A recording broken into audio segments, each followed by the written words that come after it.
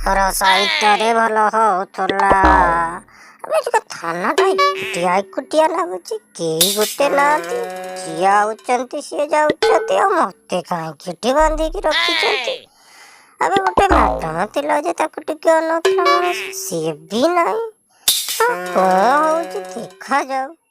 ଏବେ କିଏ ଗୋଟେ ଆସୁଛି ନା କଣ ଦେଖିବା। କିଏ ବେ କି ମାଡ଼ି ହଉଛି? କିଏ ବେ ଇଏ? କଣ କରିଛି କେଜାଣି? ଏବେ କଣ କରିଛୁ କେବେ?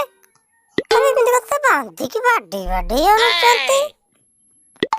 ନାରେ ଗୋଟେ କୁକୁଡ଼ା ଚୋରି କରିଥିଲି, ସେଥିପାଇଁ ଝାଡ଼ା ପଶା ବାଡେଇ ନାଲା ପକେଇ ସାଇଲାଣି। ମୁଁ କହୁଛି ଆରେ ରରେ ଝାଡ଼ା ପଶା, ମତେ କାହିଁ ମାରୁଛୁ? ତ କୁକୁଡ଼ା ମୁଁ ଦେଇଦେବି।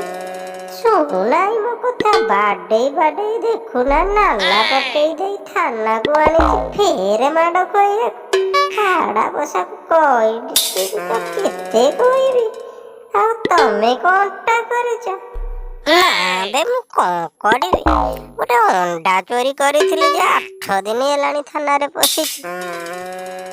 କଣ ହେଲା? ଅଣ୍ଡା ଚୋରି କରିବା 8 ଦିନ ହେଲାଣି ଥାନାରେ ପଶିଛ? କୁକୁଡ଼ା ଚୋରି କରି ତାମାନେ କଣ ମାସୁଟିଏ ଥାନାରେ ରହିବି? କି କଥା? ଆବେ କାହା ଘର କୁକୁଡ଼ା ଚୋରି କରିଥିଲୁ ବେ? ନାଇଁ ରେ ରାମ ବାବୁଙ୍କ ବାଡିରୁ ଯାଇ ଗୋଟେ କୁକୁଡ଼ା ଆଣିଥିଲି ଯେ।